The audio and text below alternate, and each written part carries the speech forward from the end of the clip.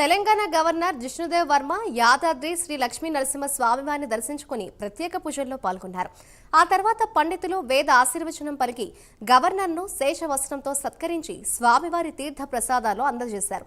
అనంతరం దాతల నుంచి విరాళాల సేకరణకు కొత్తగా ఏర్పాటు చేసిన ప్రత్యేక విభాగాన్ని గవర్నర్ ప్రారంభించారు.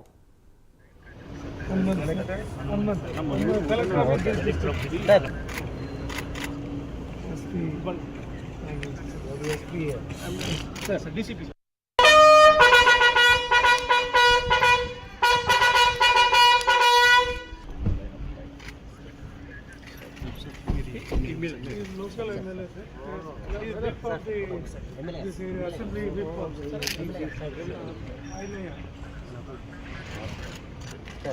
collector collector of this district.